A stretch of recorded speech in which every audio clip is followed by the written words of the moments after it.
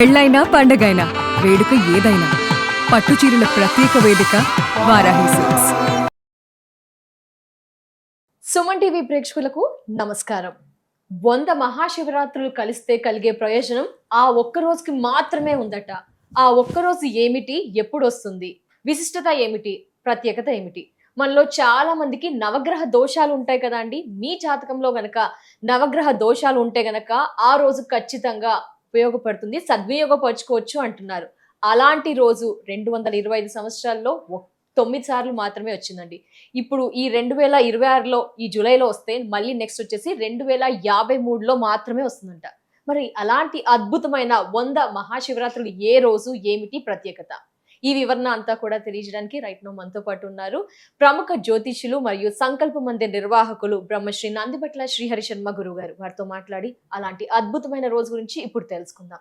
గురువుగారు నమస్కారం. గురువుగారు వాగర్థవివ సంపృక్తౌ వాగర్థ ప్రతిపత్తయే జగతః పితరౌ వందే పార్వతీ పరమేశ్వరౌ ఆదిత్యాయ చ సోమాయ మంగళాయ బుధాయ చ గురుశుక్ర శనిభ్యశ్చ రాహవే కేతవే నమః. శృంగేరి జగద్గురు పీఠాధిపతులకి, కంచి పీఠాధిపతులకి నమస్కారములు తెలియచేసుకుంటూ కార్యక్రమాన్ని ప్రారంభిద్దాం. గురుగారు, ఒక్క శివరాత్రి అంటేనే చాలా ఆనందపడిపోతాం, కంగారు పడిపోతాం. ఆ రోజుని అంతా సద్వినియోగపరచుకోవాలి అని ఎంతో కలలు కంటూ ఉంటాం. అలాంటిది 100 మహాశివరాత్రులు ఆ ఒక్క రోజుకే ఉంది అంటున్నారు. ఏంటి గురుగారు ఆ రోజు విశిష్టత? ఎలా మేమంతా సద్వినియోగపరచుకోవచ్చు? ఏమిటి ఆ రోజు ప్రత్యేకత? శివానుగ్రహం ఉన్నవాళ్ళు మాత్రమే ఈ వీడియోను చూడగలుగుతారమ్మా. ఆహా. శివానుగ్రహం ఉన్న వాళ్ళకే ఈ వీడియో చేరుతుంది. వీక్షించేటువంటి ప్రేక్షకుల యొక్క జాతకరీత్యా కలుగు అన్ని రకాల సమస్యలు తొలగిపోవాలి అని అనుకున్నప్పుడు ఇంతటి మహిమాన్వితమైన రోజున చెప్పిన విధంగా ఆచరించిన వాళ్ళకి ఆ శివానుగ్రహంతో సమస్యలన్నీ తీరిపోతాయి. సమస్యలు తీరాలనుకున్న వాళ్ళు మాత్రమే ఈ వీడియో వాళ్ళ కంటపడుతుంది. ఎందుకు చెప్తున్నానంటేనమ్మా, సంక్రాంతి సెలవుల్లో ఉన్నప్పుడు మామూలుగా గ్రంథ పఠనం ఇవన్నీ పుస్తకాలు తిరిగేస్తుంటే ఒక అద్భుతమైన విషయం తెలిసింది. ఈ సంవత్సరం ఏమైనా వస్తుందా అని చూస్తే జూలై నెలలో కనబడింది అప్పటికే. ఇక తర్వాత వీలు చిక్కినప్పుడల్లా ఈ జూలై తర్వాత మళ్ళీ ఇట్లాంటి అవకాశం ఎప్పుడు లభిస్తుంది చూస్తే 2053లో వస్తుంది. అది తప్పితే 2070లో వస్తుంది. ఇంకా వెనక్కి వెళితే 1885వ సంవత్సరం నుంచి 2110 సంవత్సరాల మధ్యకాలంలో చూస్తే కేవలం 9 సార్లు మాత్రమే వచ్చింది. కాబట్టి ఇంతటి విశిష్టమైనటువంటి రోజున నేను ఆచరిస్తే నా కుటుంబం నేను బాగుపడతాను. కానీ గురుస్థానంలో ఉన్నందుకు ఈ స్థానానికి ద్రోహం చేయకూడదు. మనకు తెలిసిన ఏ మంచి సందేశమైనా 10 మందికి చేరవేయాలి. ఆ సదుద్దేశంతో ఈ జూలై మంత్ కోసం ఎదురు చూసి వచ్చాను. కానీ ఆ శివానుగ్రహం ఎందుకనంటే శివ సంకల్ప ప్రకారం చేత అది నాకు కంటపడ్డది. అందులో నేను సమితని, ఈ ప్రోగ్రాం చేస్తున్న మీరు ఒక సమితనే. ఎందుకనంటే ఇది 10 మందికి చేరుతుంది. మన ద్వారా చేరాలి కూడా. ఎంతో మంది ఇప్పుడు అన్రెస్ట్లో ఉన్నారు. ప్రస్తుతం కాలసర్పదోషంలో సమాజం నడుస్తుంది. కాబట్టి ప్రతి వాళ్ళకి కూడా ఏదో ఒక రకాలైన సమస్యలు అనగా విద్యపరంగా, వివాహపరంగా, ఉద్యోగపరంగా, దాంపత్యపరంగా, సంతానపరంగా, ఆరోగ్యపరంగా, విదేశీయానము, విదేశీ ఉద్యోగము, అలాగే పదవి, ఇవన్నీ కూడా ఇలాంటివి కాకుండా నరదృష్టి, నరఘోష, ఇలాంటి అనేక రకాలైనటువంటి సమస్యలతో బాధపడుతున్నారు. ఇవన్నీ సమస్యలు అన్నీ కూడా నవగ్రహాల యొక్క దశాంతర్దశల్లోనే జరుగుతున్నాయి. కాబట్టి చేపట్టినటువంటి ప్రతి పని సంపూర్ణముగా సాగిపోవాలి, నెరవేరాలి. మన సంకల్పం అంటే ఖచ్చితంగా శివానుగ్రహమే కావాలి. ఆ శివానుగ్రహం ఉంది కాబట్టి ఈ రోజున మనం కూర్చుని వీడియో చేస్తున్నాం.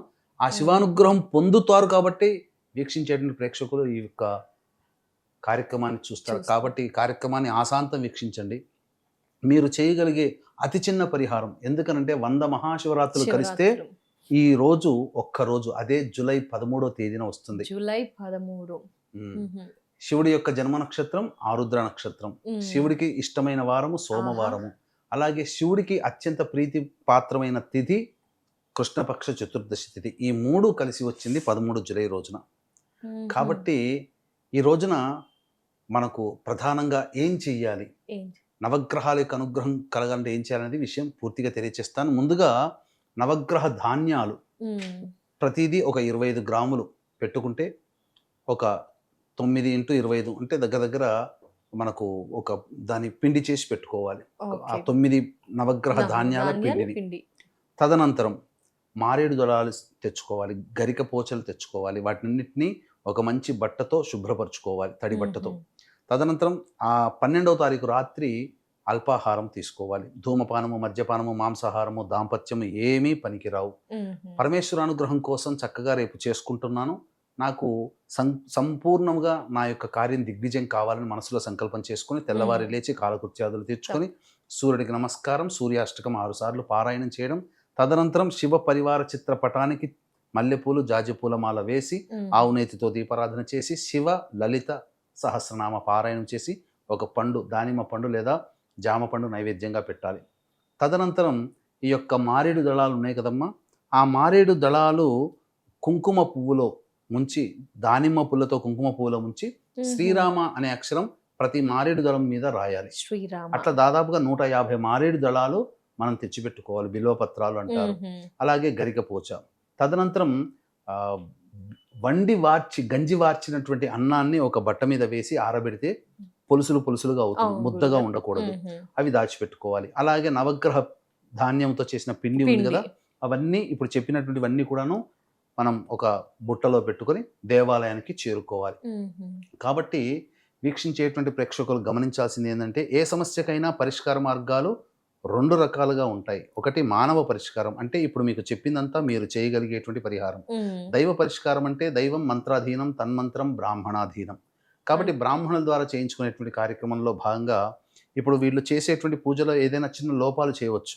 లేదా ఆ రోజున ఎక్కడైనా పూజ జరిపిస్తున్నారంటే ఆన్లైన్లో ఇప్పుడు పూజలు చాలా వస్తున్నాయి, నమ్మశక్యంగా లేదు. ఎవరు చేస్తున్నారో గోతనామాలు వీడియో ఒక్కడు పెడుతున్నారు, ఏదో ఒక హోమం చేస్తున్నారు.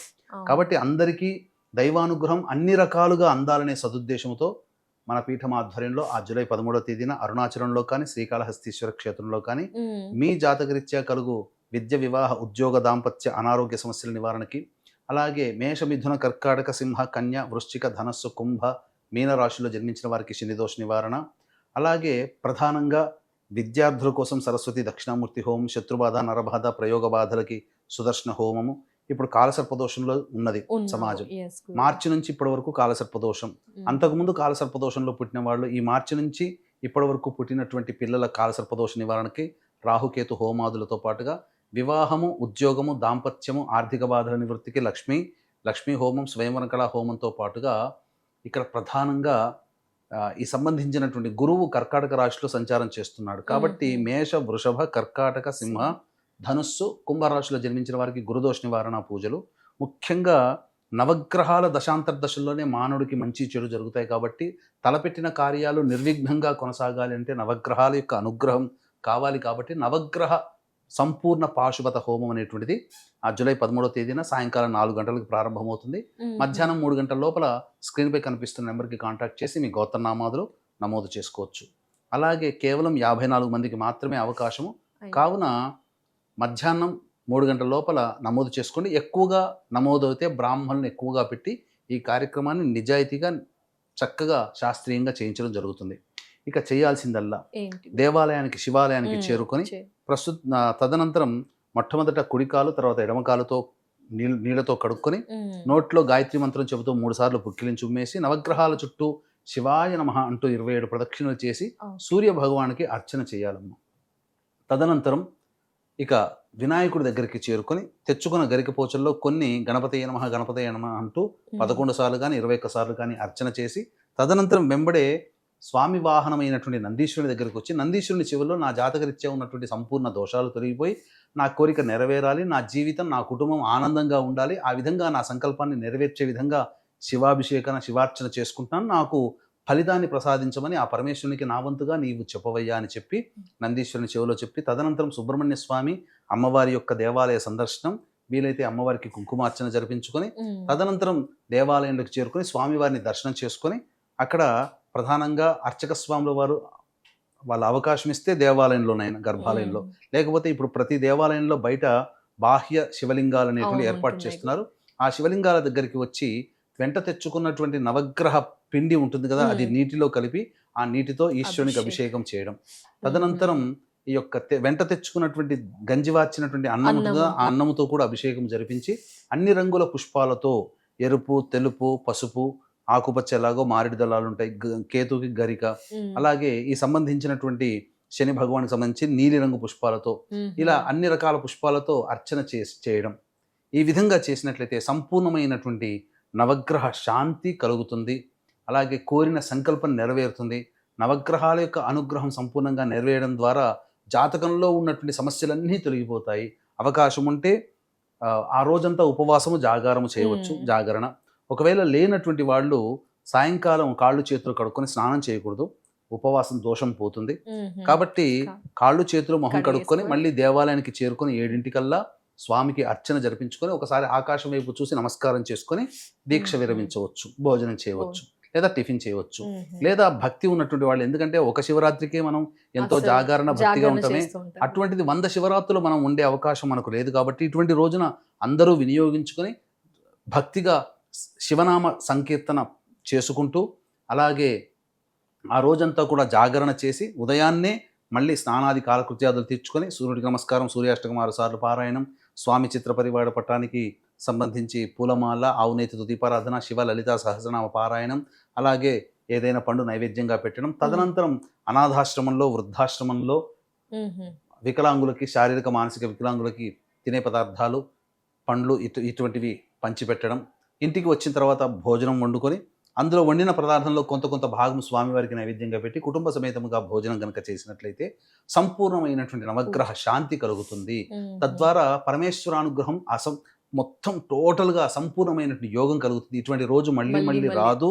కాబట్టి ఈ రోజున చేసిన పుణ్యము ఏదైనా కోటాను కోట్ల రెట్లు కలుగుతుంది, పాపం కూడా అంతే కోటాను కోట్ల రెట్లు ఉంటుంది. కాబట్టి ఎవరిని బాధించకూడదు, స్త్రీలని, శిశువులని ఎవ్వరిని బాధించకూడదు, మనసు నొప్పించకూడదు. ఈ రోజంతా శివనామస్మరణ చేసుకుంటూ ఉంటే అఖండమైనటువంటి దైవ అనుగ్రహాన్ని పొంది అచిరకాలంలోనే, అనగా కార్తీక మాసం లోపల మన సంకల్పం నెరవేరి రెట్టించినటువంటి ఉత్సాహంతో కార్తీక మాసంలో శివారాధన చేసుకుంటాము అని చెప్పడంలో ఏమాత్రం సందేహం లేదు. అవకాశం ఉంటే అదే జూలై 13వ తేదీన మన పీఠమాధ్వర్యంలో అరుణాచలంలో కానీ, శ్రీకాళహస్తి క్షేత్రంలో కానీ జరిగే సర్వదోష నివారణ పూజల హోమాల్లో మధ్యాహ్నం 3 గంటల లోపల గోత్రనామాలు నమోదు చేసుకోవచ్చు. ధన్యవాదాలు గురువు గారు, నమస్కారం. సర్వం శ్రీ ఉమామహేశ్వర పరబ్రహ్మార్పణమస్తు. సో ఇయర్స్ చూసారు కదా, 100 మహాశివరాత్రులు కలిస్తే కలిగే ప్రయోజనం జూలై 13న మాత్రమే ఉందండి. ఆ రోజున మనలో చాలా మంది ఎన్నో రకాలుగా బాధలు పడుతూనే ఉన్నారు. జాతకరీతి నవగ్రహాల దోషాలు అయితే మనకు ఉంటూనే ఉంటాయి కదండి. ఖచ్చితంగా జూలై 13 మనం అంతా కూడా సద్వినియోగపరచుకోవాలి అండి, ఖచ్చితంగా. ఎందుకంటే మళ్ళీ రాదు. 2053లో 2070 తర్వాతనే చూడాల్సి వస్తుంది. కాబట్టి అలాంటి అవకాశం మళ్ళీ రాదు. కాబట్టి మీరు ఎవరైనా గురుగారు చెప్పిన కార్యక్రమంలో పాల్గొనాలి అనుకుంటే కనుక స్క్రీన్ పై నెంబర్ ఉందండి, జూలై 13 3 గంటల లోపు నమోదు చేసుకోండి. ధన్యవాదాలు, నమస్కారం.